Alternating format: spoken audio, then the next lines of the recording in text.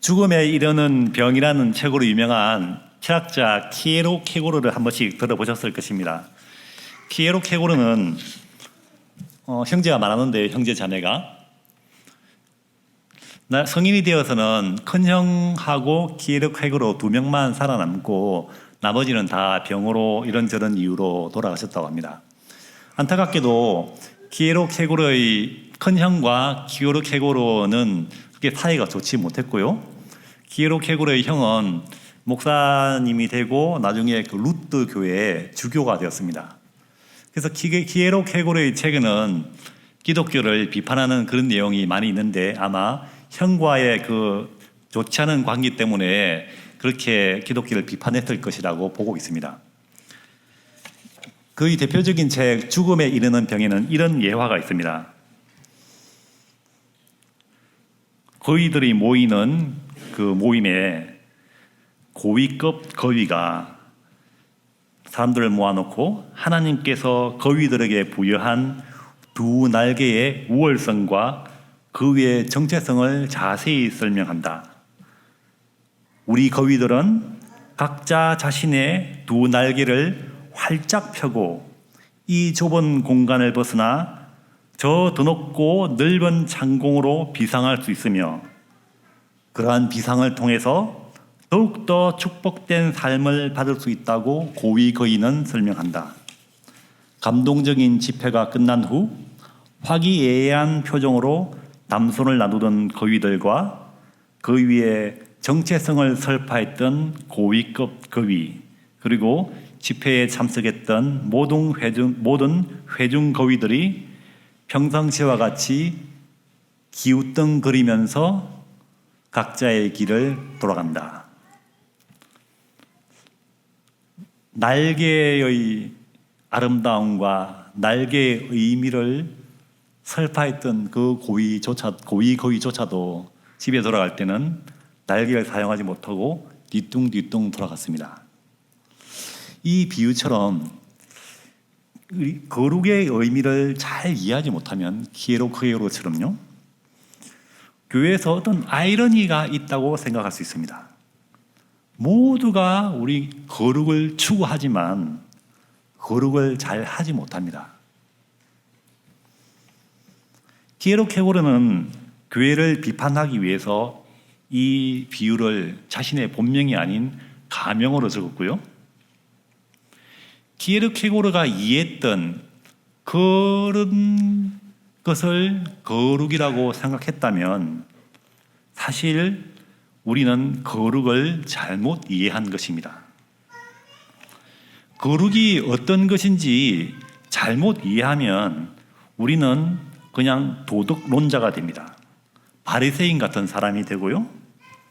그리고 스스로에게도 윤리적으로 도덕적으로 그런 거룩을 생각하면 숨이 턱턱 막히는 거예요. 하나님께서 내가 거룩하니 너희도 거룩하라 하셨는데 내가 삶을 사는 걸 보니까 우리 교회 사람들이 사는 걸 보니까 막 그렇게 나는 못할 것 같다는 생각에 숨이 막히는 듯한 경험을 하게 됩니다. 그런데 우리가 알아야 할 것은 거룩에 이르는 방법은 우리가 애써서 거룩하려고 막 힘들게 노력한다고 해서 이루어지는 그런 방법으로 이루게 되는 게 아닙니다. 데살로니가 전서 5장에 보면 평강의 하나님이 친히 너희를 온전히 거룩하게 하시고 또 너희의 온 영과 혼과 몸이 주 예수 그리스도께서 강림하실 때에 흠없게 보존되기를 원하노라. 5장 23절 이 말씀에 하나님께서 친히 너희를 온전히 거룩하게 하시고라고 거룩에 이르게 하시는 분이 우리의 노력이나 날갯이 아니라 우리의 노력이나 막 애쓰는 것이 아니라 평강의 하나님이 친히 거룩에 이르게 해 주심을 말씀하고 있습니다. 신약 성경에서도 하나님이 친히 우리를 거룩하게 하신다는 표현이 있습니다. 그 위에 날개는 바람을 타고 절벽에서 탁 뛰어내려 나르면 엄청나게 멀리 갈 수 있지만, 그리고 바람이 확 불 때 날개를 탁 펼쳐서 바람을 타면 멀리 날아가고 높이 날아갈 수 있지만, 자기가 바람을 만들려고 막 날개를 파덕거리면 얼마 못 가 떨어집니다. 우리가 애써서 우리가 힘을 써서 도덕적인 어떤 거룩을 이루려고 하면 금방 바리새인처럼 됩니다. 자신이 애써서 뭔가 도덕적인 어떤 수준을 이루었기 때문에 쉽게 교만해지고요. 그리고 자신처럼 되지 못한 사람을 쉽게 정죄하고 비교하러 듭니다. 오늘 우리가 읽은 본문의 레위기 27장의 마지막 부분을 읽었는데요. 레위기 전체의 주제는 거룩입니다. 구약 성경에서 이 히브리어로 카도시라는 이 단어의 그 거룩은 성경 번역하는 저로서도 번역하기가 여간 까다로운 단어가 아닙니다. 왜냐하면요, 이 성경 하나가, 이 단어 하나가 어떤 경우에는 거룩하다라고 번역이 되지만 어떤 경우에는 구분하다, 어떤 경우에는 받쳐지다라고 번역이 되고요. 많은 경우에 거룩하다라는 뜻보다 받쳐지다라고 번역된 경우가 많이 있습니다. 레위기 27장 14절에 사람이 자기 집을 구별하여 여호와께 드리려면, 여기서 구별하다, 여호와께 드리다, 이 단어가 원어로 보면 거룩이라는 단어 카도시와 같은 단어입니다. 우리 언어 감각으로는 거룩이라는 그 의미의 범위와 드리다는 의미의 범위가 전혀 다른 범위인데요, 히브리 사람들의 그 개념에서는 그 구별하다라는 그 의미의 범위와 거룩이라는 의미의 범위와 받쳐지다라는 그 의미의 범위가 한 범위 안에 들어있는 의미입니다. 예레미야 51장 28절에도요, 그 모든 태수와 그 가나라는 모든 땅을 준비시켜 그를 치게 하라. 여기서 준비시키라는 단어도 거룩이라는 단어와 같은 단어입니다. 열왕기상 18장 11절에 다윗 왕이 그것도 여호와께 드리래. 여기서 드리다라는 단어가 거룩이라는 단어와 같은 단어입니다. 한 단어에는 여러 가지 의미가 있고, 이 여러 가지 의미는 정해지지 않은 그 무엇으로 존재하다가 한 문장 안에 들어갈 때 그 단어의 의미가 명확해집니다. 이 카도시라는 단어가 여러 의미를 같이 가지고 있다가 그 문맥과 문장에 들어갈 때 딱 그 여러 가지 뜻 중에 하나가 결정이 됩니다. 우리 젊은 친구들이 이제 양자역학 그런 거 이야기하잖아요. 관찰되기 전에는 확률로 존재하다가 관찰될 때 입자로 존재하는 어떤 하나인 듯하고 그리고 여러 개인 듯한 그런 묘한 단어가 이 거룩이라는 단어입니다. 그러면 왜 거룩하다, 구별되다, 받쳐지라는 이 한 단어가 히브리 사람의 개념에는 한 의미의 덩어리로 묶여져 있는 것일까요? 이 단어를 이해하면 우리가 거룩을 더 쉽게 이해할 수 있습니다. 하나님의 거룩이 어떤 속성을 가지고 있는지 이해할 수 있습니다. 오늘 우리가 읽은 본문의 32절을 읽어보겠습니다.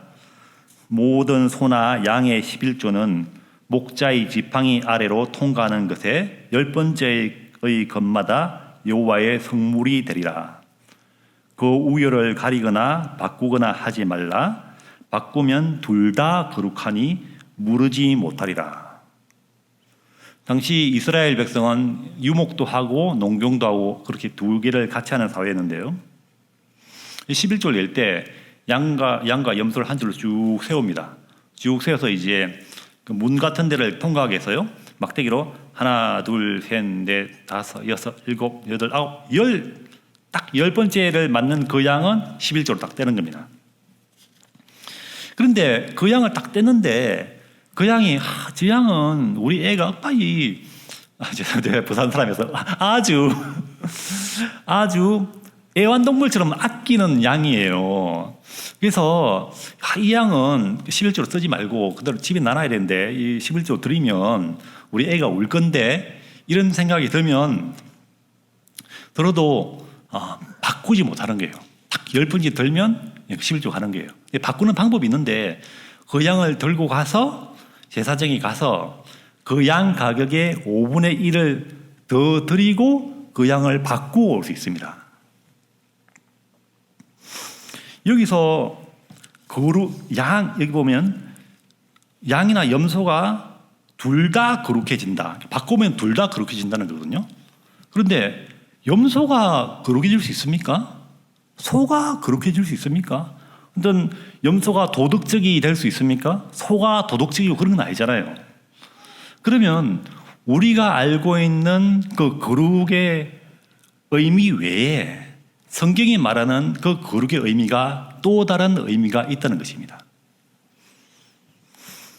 하나님의 거룩은 양과 염소가 11조로 한번 들어가면 바꾸어질 수 없는 것처럼 우리가 하나님의 소유가 되는 순간 값을 치르기 전에는 하나님에게서 가져올 수 없습니다.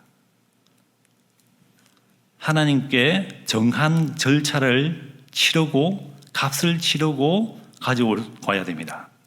하나님은 한 번 자신에게 속한 것을 그냥 내어주지 않으십니다. 이것이 하나님께서 가지고 있는 거룩의 속성입니다.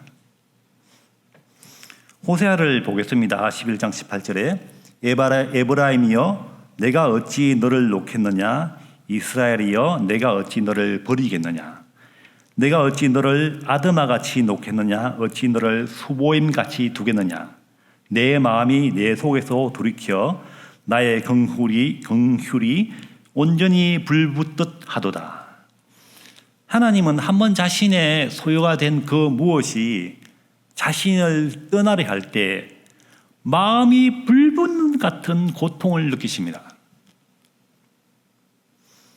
여기서 나오는 아드마와 스보임은 이렇게 소돔과 고모라가 멸망할 때 같이 멸망한 그 도시인데요. 이스라엘이 멸망해서 하나님의 것에서부터 떨어져 나가는 것을 하나님은 그 가슴 아픈 것이 마음이 불붙는 것처럼 아프다고 표현을 하십니다. 여기서 에브라임은 이스라엘을 말합니다. 하나님은 한 번 택하신 족속이 자신에서 떨어져 나가는 것을 견디지 못하시는 분이십니다. 여기서 이스라엘이 하나님의 소유가 되었다는 것은 하나님께 바쳐졌다는 것이고 하나님께 바쳐졌다는 것은 하나님과 엮인다는 것입니다. 야곱이 형 에서를 피해서 도망갈 때 광야에서 돌베개를 베고 잠을 잘 때 무척 불안했을 것입니다. 어디 의지할 데도 없고 베개조차도 마땅한 것이 없었던 그 상황에서 하나님의 그 환상을 보고 이렇게 하나님께 기도합니다. 하나님, 제가 무사히 삼손 집에 갔다가 돌아오면 하나님은 저의 하나님이 되고 제가 가진 모든 것의 11조를 하나님께 바치겠습니다. 야곱이 하나님께 11조를 바치겠다고 약속을 합니다. 약속하는 그것을 통해서 야곱의 인생과 하나님의 인생은 엮이기 시작합니다. 하나님과 엮인다는 그것이 하나님의 거룩을 닮아가는 여정의 시작이 됩니다. 그리고 평범했던 어찌 보면 사람을 속이는 그런 야곱의 인생이 하나님과 엮이면서 그 인생이 하나님을 닮아가는 거룩으로 성장하기 시작합니다. 누가복음 8장에 보면요, 혈루증 있는 여인이 예수님의 옷가에 손을 댑니다. 옷가에 손을 대는 즉시 그 혈루증이 나아버리죠. 하나님의 거룩은 거룩하지 못한 그 무엇이 하나님과 엮일 때 그것이 거룩하게 하는 능력이 있는 거룩을 가지고 계십니다. 하나님의 그 거룩의 속성이 이런 속성이 있습니다. 하나님과 엮이면 그 엮인 그것이 하나님을 닮아서 거룩하게 됩니다. 그러면 이제 하나님의 거룩이 사람과 어떻게 엮이는가를 살펴봅시다. 레위기 27장에는 흥미로운 내용이 있습니다. 27장 2절에 이스라엘 자손에게 말하여 이르라. 만일 어떤 사람이 사람의 값을 여호와께 드리기로 분명히 소원하였으면 너는 그 값을 정할지니. 우리 성경에는 분명히 소원할지라고 표현했는데 이 성경 번역이 쉽지 않은 일이다 보니까 모든 그 단어를 정확하게 표현하기는 쉽지 않습니다. 이 분명히 소원했다는 표현은 이렇게 해석하시면 됩니다. 특별한 소원, 놀라운 소원, 어려운 소원이라는 번역이 좀 더 이해하기 좋습니다. 영어 성경에는 a special vow라고 말했습니다. A special vow to dedicate someone to the Lord. 새번역 성경에도 이 분명한 소원을 주에게 사람을 드리기로 서약하고 라고 번역했습니다. 사람을 드리기로 서약하는 그것이 분명한 소원입니다. 그런데 하나님은 사람의 피로 제사를 받으시는 분이 아니시거든요. 그렇다면 여기 특별한 소원, 분명한 소원은 사람의 피로 드리는 제사가 아니라 사람의 삶으로 주님, 제가 어떤 것을 하겠습니다라고 소원하는 것을 말합니다. 야곱의 경우에는 주님, 제가 11조를 하겠습니다. 그리고 어떤 경우에는 주님, 제가 무엇을 바치겠습니다. 이렇게 소원하는 것이 영어 성경의 스페셜 바우에 해당합니다. 왜 특별한 소원이냐면요, 자기 스스로 하나님과 자기를 엮어버리기 때문에 특별한 소원입니다.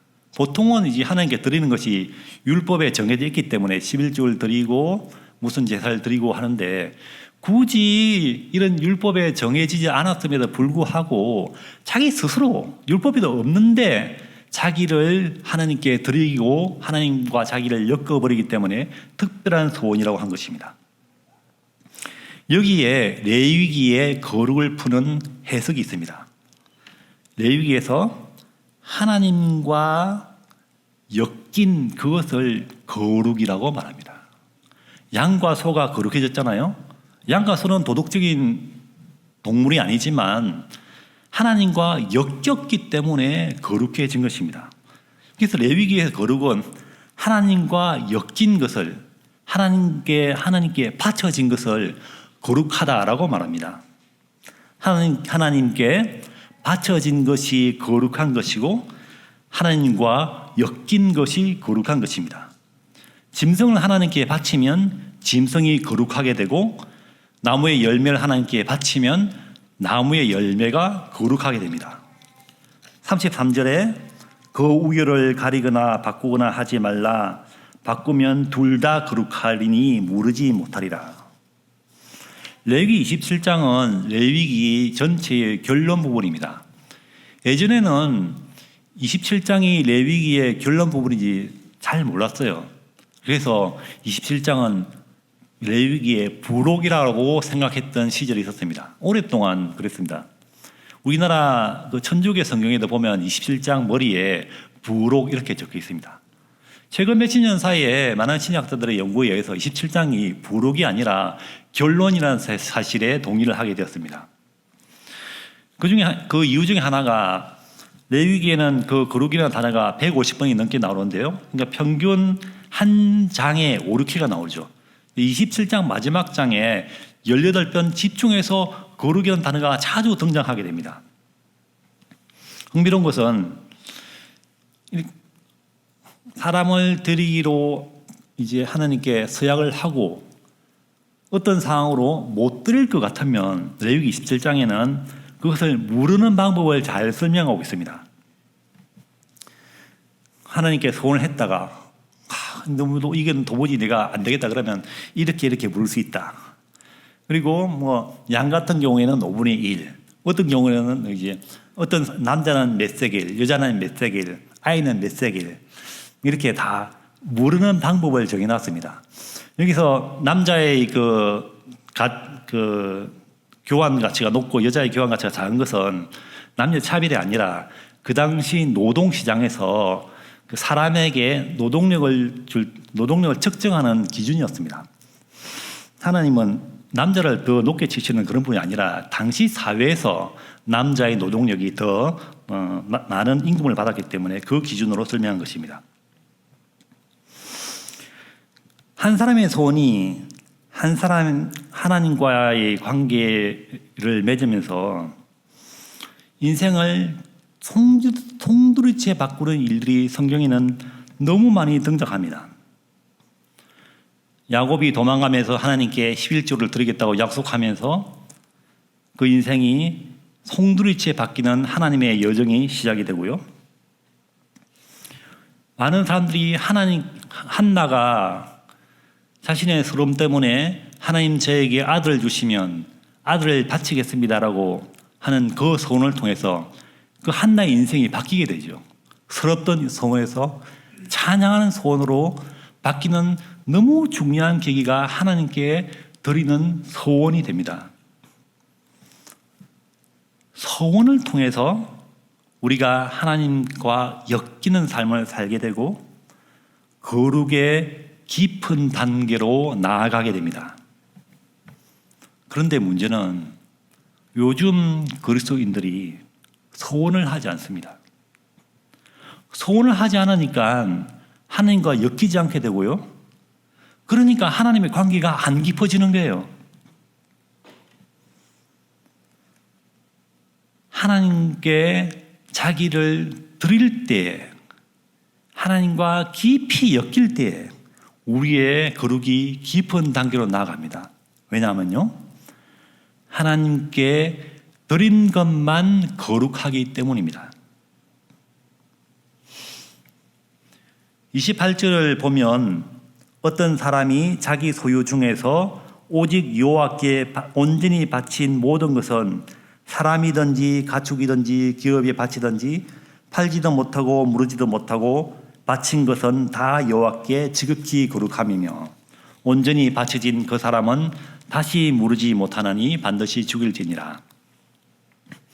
온전히 바쳐진 것을 지극히 거룩하다고 우리 성경에는 번역했는데요. 여기서 온전히 바쳐졌다는 말은 여리고성을 멸할 때 여리고성을 멸하다와 같은 단어입니다. 아간이 온전히 바쳐진 그 여리고성의 그 옷과 보석을 탐하다가 온 가족이 죽는 그런 변을 당하게 됩니다. 일반적으로 바쳐진 것은 레위기 27장 앞부분에 설명한 것처럼 물을 수 있어요. 남자는 몇 세겔, 그리고 양 같은 경우에는 그 가격의 5분의 1을 더 드림으로 이렇게 물을 수 있는데 온전히 바쳐진 것은 무르지 못합니다.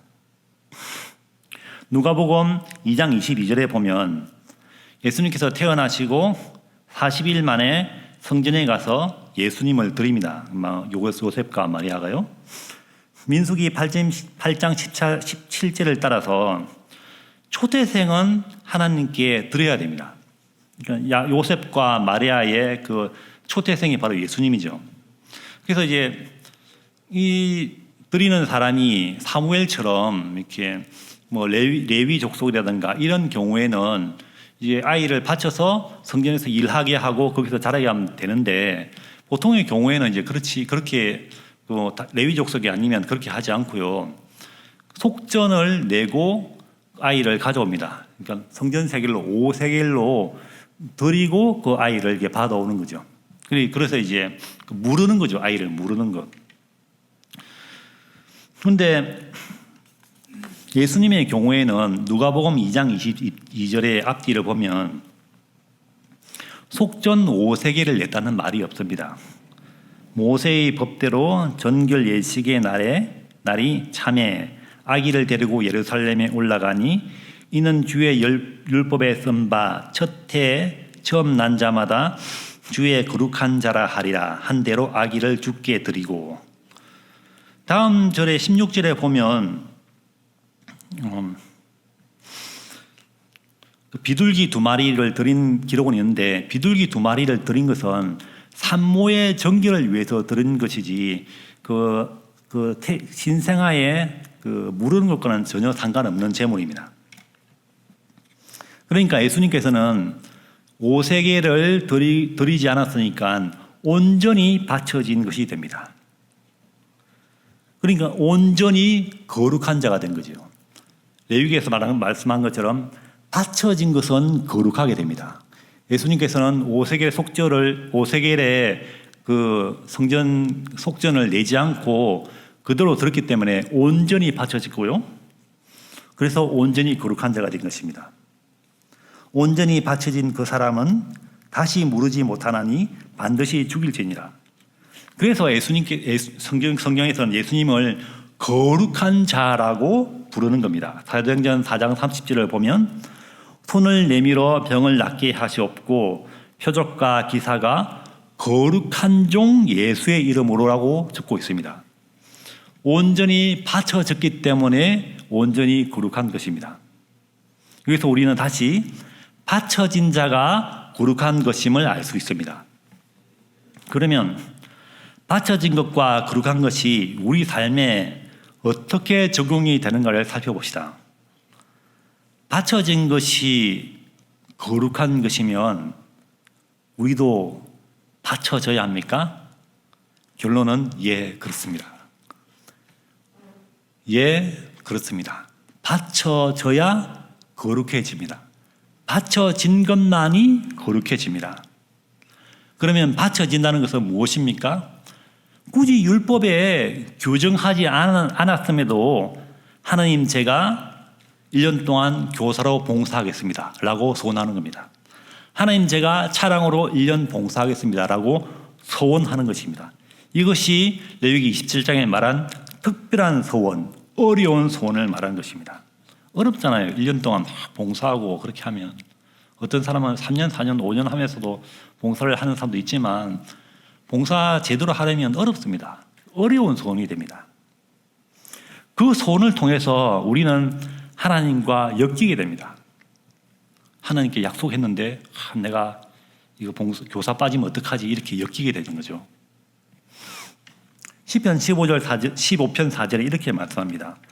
여호와를 두려워하는 자들을 존대하며 그의 마음에 소원한 것은 해로울지라도 변하지 아니하며. 하나님, 제가 교사 1년 섬기겠습니다 라고 약속하고 소원했는데, 또는 이제 어떤 것을 드리겠다고 소원했는데, 집에 가서 생각하니까 이거 힘들겠는데, 올해 좀 바쁜 일도 많고 올해 좀 이렇게 재정도 이렇게 많이 힘든데 괜히 그 1년 동안 주방 봉사한다 그런다 이런 생각이 들 수 있습니다. 그러면 그 레위기 27장에서 말한 것처럼 목사님 찾아가서 물으면 됩니다. 물을 수 있어요. 성경은 그렇게 우리한테 가혹한 것을 요구하지 않습니다. 목사님께 찾아가서 목사님, 저는 몇 세겔입니까? 물으면 됩니다. 물으는 것도 하나님께서 허락하신 적절한 우리의 소원을 지키는 방법입니다. 그런데 그 바쳐진 소원을 지키는 것이 하나님과 엮여지고 묶여지니까 하나님께서는 그 소원을 통해서 우리를 엮으시고 그 소원을 통해서 우리를 거룩으로 이끌어 가십니다. 하나님께 바쳐진 그 소원을 하나님은 딱 우리를 엮어버립니다. 혈류증 앓는 여인이 예수님과 닿는 순간 깨끗해진 것처럼 그 소원을 통해서 하나님과 우리를 딱 엮어서 우리를 혈류증 여인이 낳은 것처럼 거룩으로 이끌어가기 시작합니다. 그래서 거룩하다는 것이 하나님께 드린다는 뜻과 같은 뜻이 됩니다. 오직 하나님께 드린 것만이 거룩하게 됩니다. 하나님께 드리지 않고 우리가 거룩해질 수 있을까요? 난 하나님께 손 안 하고 나는 손하는 거 부담스러우니까 내 혼자 어떻게 한번 잘해볼래? 라고 생각할 수도 있지만 우리의 의는 다 걸레 같아서 인간의 의를 가지고 뭘 이루어 간다는 것이 가능한 것이 아닙니다. 어떻게 하나님께 드리지 않고 자기를 것으로 자기가 어떻게 좀 성결하게 거룩하게 살아보겠다고 하면 바리새인처럼 다른 사람과 자기를 비교하게 되고 다른 사람을 정죄하게 됩니다.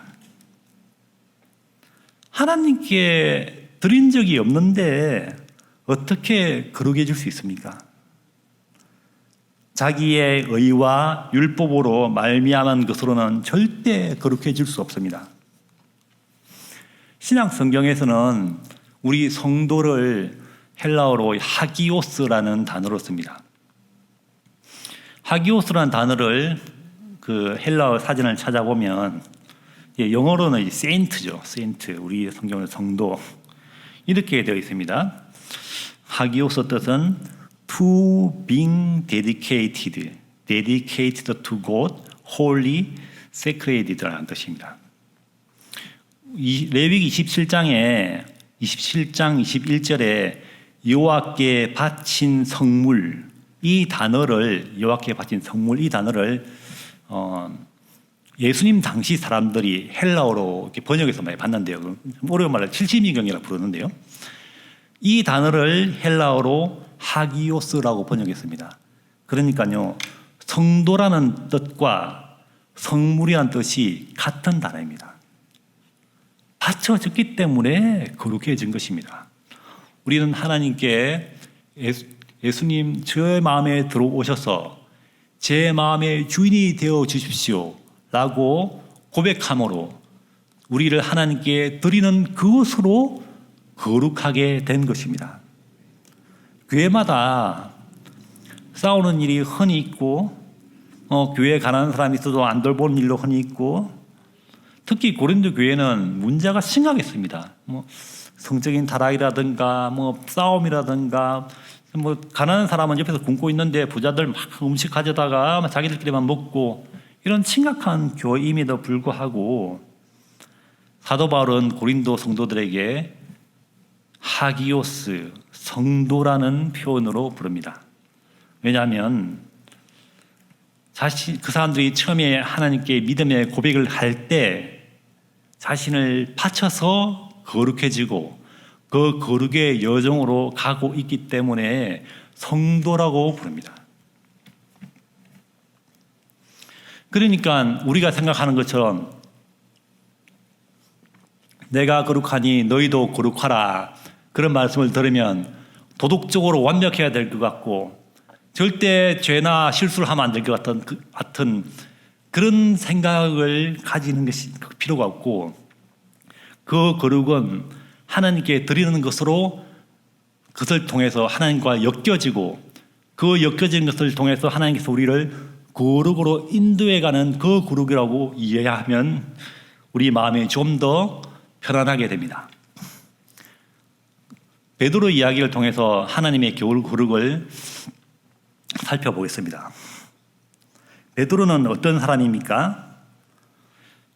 큰 소리를 잘 치는 사람이었습니다. 다른 모든 사람이 주를 버릴지라도 나는 주를 버리지 않겠습니다 라고 큰 소리를 치고 또 나중에 후회하고 그런 사람입니다. 베드로의 특징이 하나님께 뭔가 큰 소리 치고 나는 절대 예수님을 버리지 않겠다고 이럴 때 그런 걸 약속할 때, 약속이죠. 주를 버리지 않겠다는 약속. 이 약속할 때 이거저거 계산하지 않고 주저없이 하나님과 예수님과 자신을 엮어버리는 사람입니다. 우리가 다 아는 것처럼 베드로는 그 약속을 못 지켰습니다. 그럼에도 불구하고 그 가슴이 뜨거워져서 예수님을 향한 사랑이 있을 때 이것저것 재고 이것저것 따지지 않고 마음이 뜨거울 때 그냥 확 하나님과 예수님과 자신을 약속으로 엮어버리는 겁니다. 그 사건이 그 허울 많은 베드로를 거룩으로 이끌어갑니다.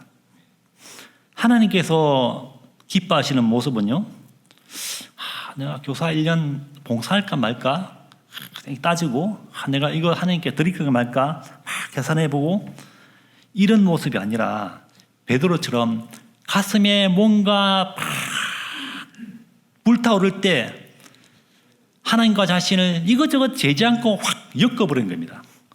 주는 그리스도시요 하나님의 아들이시니다 고백을 하잖아요. 예수님이 칭찬을 합니다. 그런데 바로 그날 아마 한 30분 1시간 뒤에 바로 그 베드로가 예수님을 가로막으면서 예수님의 사역에 걸림돌이 됩니다. 이렇게 막 헌신을 했다가 그 다음에 또 실수도 저지르고 그 헌신 제대로 지키지도 못하고 이런 사람인데, 그 마음이 뜨거워질 때 그 사람은, 베드로는 주저없이 하나님과 자신을 엮어버렸습니다. 전도서 11장 4절에 이렇게 말씀합니다. 그러니까 바람 풍세죠. 풍세를 살펴보는 자는 파종하지 못할 것이요 구름만 바라보는 자는 거두지 못하리라. 내가 1년 동안 봉사할까 말까, 이거 드릴까 말까, 이걸 다 풍세를 살피잖아요. 그러면 파종하지 못합니다. 베드로처럼 주를 향한 뜨거운 마음이 확 올라올 때 하나님께 약속하는 겁니다.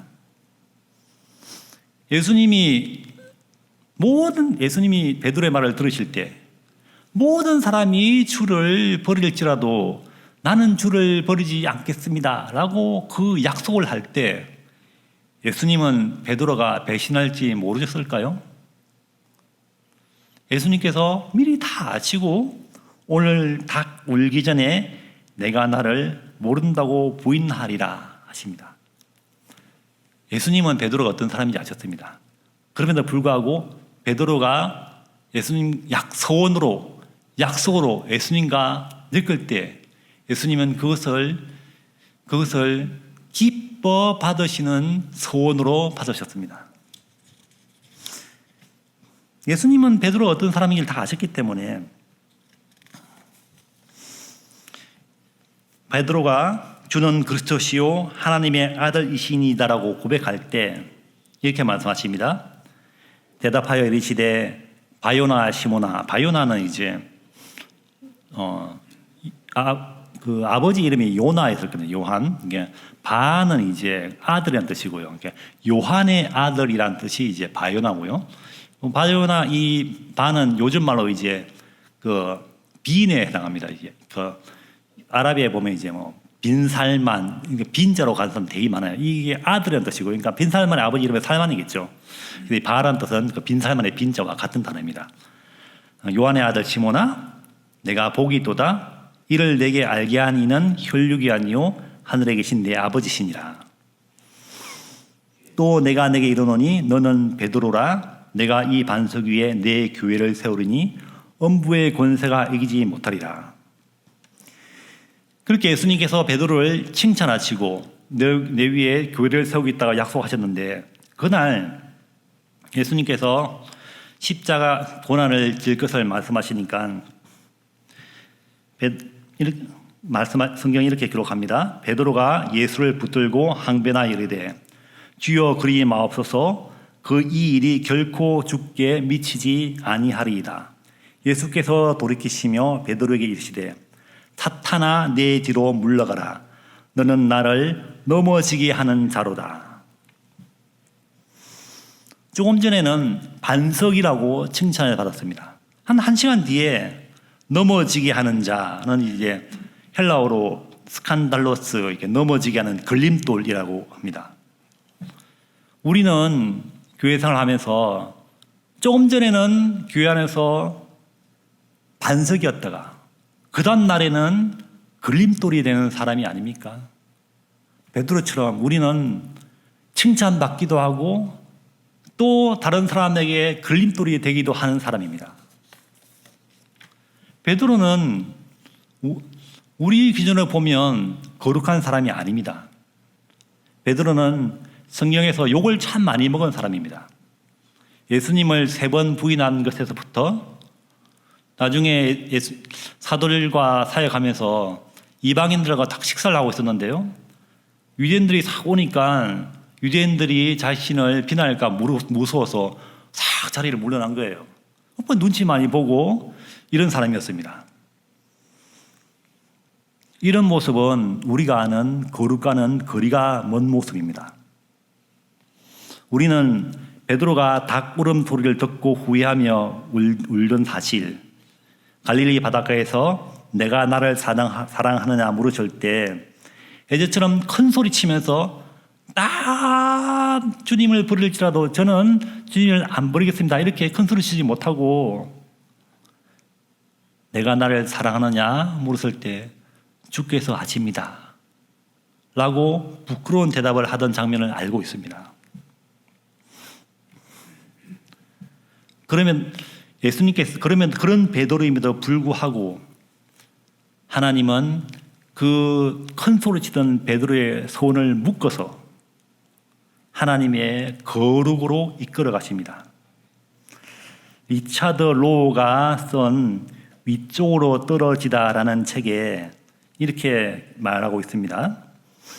교회는 바로 그 좌절을 통해서 우리를 거룩함에 이르게 한다. 우리는 베드로가 얼마나 예수님을 부인하고 슬피 울며 후회하고 좌절한 것을 알고 있습니다. 그 좌절을 통해서 하나님은 거룩으로 이끌어 가십니다. 그런데 그 좌절이 왜 생깁니까? 하나님과 약속을 했잖아요. 약속을 했기 때문에 좌절이 생기는 거예요. 약속을 아예 안 했으면 좌절조차 생기지 못하고 하나님의 깊은 거룩으로 나갈 수 없게 되는 겁니다. 베드로에게는 확신이 있었습니다. 예수가 그리스도라는 확신이 있었을 뿐 아니라 죽을지언정 예수를 버리지 않겠다는 그 당시에는 확신이 있었어요. 그러나 결국 그날 밤 베드로는 반석은커녕 걸림돌이 되고 말았습니다. 그러나 비록 걸림돌이 되었지만 좌절과 후회와 고통을 통해서 예수의 제자로 다시 거룩하게 서는 중요한 디딤돌이 되었습니다. 왜냐하면요, 하나님이 거룩하시기 때문입니다. 하나님의 거룩은 그 허물 많은 베드로를 거룩으로 이끄는 능력이 있으신 분이십니다. 한번 자신의 것으로 이끄시면 결코 놓치지 않고 이끌어 가시는 것이 바로 하나님의 거룩입니다. 중간에 토사구팽하지 않으십니다. 절대 업참머석하는 것처럼 필요에 따라 택했다가 버렸다가 하지 않으십니다. 한번 엮으면 끝까지 붙들고 가십니다. 사랑하는 성도 여러분, 하나님과 자신을 엮으십시오. 자신을 들이세요. 옛날에는요, 한 20년 전에는 부흥사 목사님들이 오시면 목사할 사람 다 이래서, 선교사 할 사람 다 이래서 막 이렇게 세웠어요. 그래서 어떤 사람은 영문도 모르고 뭐 다른 데 다 일어나니까 일어서기도 하고, 저도 그랬습니다. 그래서 요즘은 선교사 할 사람 다 이래서, 목사 할 사람 다 이래서 그러면 너무 부담을 느끼니까 아예 목사님들도 그런 말 안 해요. 그러니까 어떻게 됐습니까? 요즘 선교사가 잘 안 나와요. 저도 1998년에 병역 특례업체에 일을 하다가 그 회사가 이제 문 닫을 위기가 되었습니다. 병역 특례업체에서 일을 하는 청년이 그 회사가 문을 닫으면 군대에 가거든요.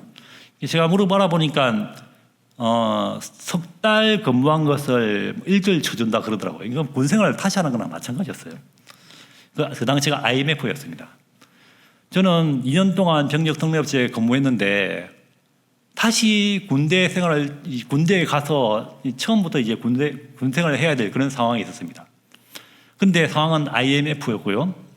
제가 다시 다른 병력 특례업체를 찾아서 올라갈 가능성은 거의 제로였습니다. 모든 나라가 나라의 회사들이 무너져가고 있는 그런 상황이었습니다. 기존의 회사에서는 제 서류를 이미 병무청에 넘겼다고 했습니다. 저는 그날 하나님께 기도했습니다. 하나님, 이 문제를 주님께서 해결해 주시면 제가 선교사로 가겠습니다. 이 작은 약속 하나가 하나로 하나님 저를 엮으셔서 하나님의 놀라운 축복의 여정을 시작하셨습니다. 저는 얼마나 그때의 기도가 감사한지 모릅니다. 그 이후에 저는 얼마나 많은 축복을 받았는지 이루 헤아릴 수 없습니다. 하나님께 바쳐지는 그 순간부터 하나님의 축복의 여정도 함께 시작됩니다. 하나님께 바치면 손해일 것 같다는 그런 착시 현상에 종종 빠집니다. 내가 이거 바치면 좀 나도 힘든데, 이런 착시 현상이 생기죠. 그러나 두려워하지 마세요. 27장에 보면 물을 수도 있어요. 그러니까 이거저거 따지지 말고 일단 하나님을 사랑하는 마음이 있다면 확 바치세요. 물을 수 있으니까요. 베드로처럼 예수님을 향한 사람, 모든 사람이 주를 버릴지라도 저는 절대 버리지 않겠습니다. 베드로 약속 못 지켰잖아요. 그래도 그런 사랑의 마음이 있을 때 주저하지 말고, 풍설을 살피지 말고, 구름을 살피지 말고 주님께 자신을 드리십시오. 비록 약속을 지키지 못하는 연약함을 지니고 있는 우리가 거위처럼 뒤뚱뒤뚱 걷는다는 것을 주님은 알고 계십니다. 그러나 주님께 약속할 때 그 사랑만큼은 진실한 사랑이었다는 것도 하나님은 알고 계십니다. 그리고 이거저거 따지지 않고 베드로처럼 자신을 주님께 팍 드리는 것, 그 고백, 그 약속을 하나님은 기뻐하십니다. 우리가 하나님께 드릴 수 있는 것이 무엇이 있을까요? 모든 것이 다 주님께 왔는데요. 제가 있는 옷, 신발, 가방, 돈, 제가 가진 경력, 모든 것이 다 주님께 왔는데 우리가 무엇을 주님께 드릴 수 있을까요? 성경은 하나 주님께 드릴 수 있는 것이 있다고 합니다. 너희 하나님 여호와가 너희의 가운데 계시니 그는 구원을 베푸실 전능자이시라. 그가 너로 말미암아 기쁨을 이기지 못하시며, 우리 주님께 주님의 기쁨을 드릴 수 있습니다.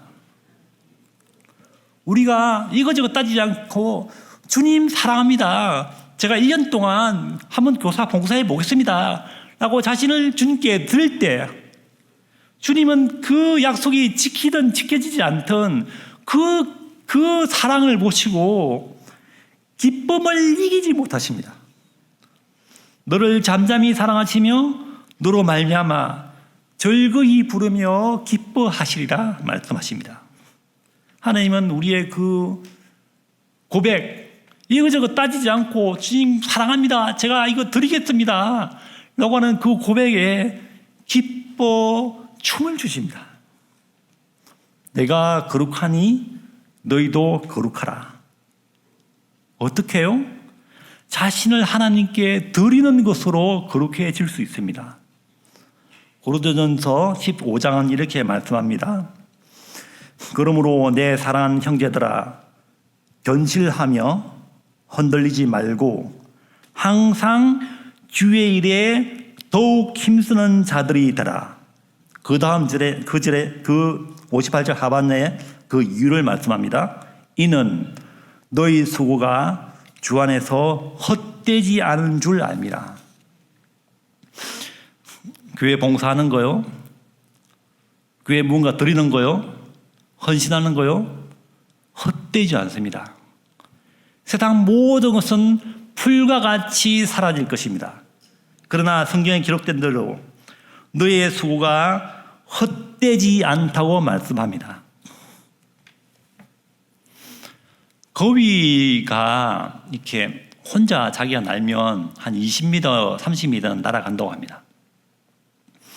그것만 해도 사람의 넓이뛰기에 비하면 훨씬 많은 거리죠. 그런데 바람을 타면 하늘을 오르고 활공할 수 있습니다. 그 날개를 늘 연습한 거위는 20m라도 날아갈 수 있고 바람이 불 때 절벽 위에서 활공하며 날 수 있는데요.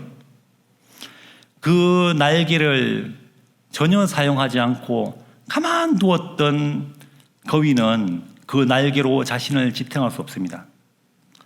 다 같이 교회에서 보면 거룩하지 않고 문제 많고 문제를 일으키고 하는 뒤뚱거리는 거위처럼 보이지만 하나님께서 성령의 바람을 불어주시면 그 거룩을 위해서 몸부림치고 후회하고 절망했던 그런 거위는 근육에 날개가 붙었기 때문에 훨씬 먼 거리를 날아오를 수 있습니다.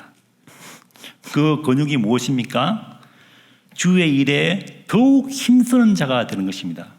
교사 봉사하면서, 찬양 봉사하면서, 주께 드리면서 그 드리는 가운데 우리의 거룩의 날개가 근육을 가지게 되는 것입니다.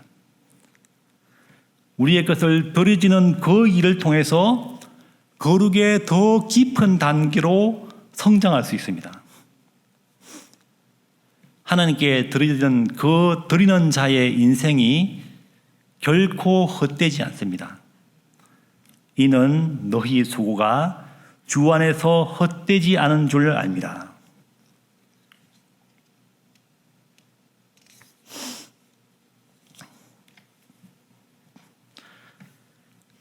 시편 18편 사무엘하 22장 하박국 3절에는 같이 반복하는 구절이 있습니다. 나의 발을 사슴과 같게 하시며 나를 나의 높은 곳에 세우시며, 하박국 선지자는 이 나의 발을 사슴과 같게 하신다는 그 나의 발을 높은 곳에 세우신다는 이 표현을 좀 더 고쳐서 높은 곳을 다니게 한다라고 적고 있습니다. 높은 곳에 세우신다, 높은 곳을 다니게 하신다. 이 표현은 성경에 수동형으로 되어 있습니다. 수동태로. 사슴과 같이 높은 곳에 다니게 하시는 이가, 높은 곳에 세우게 하시는 이가 바로 하나님이십니다.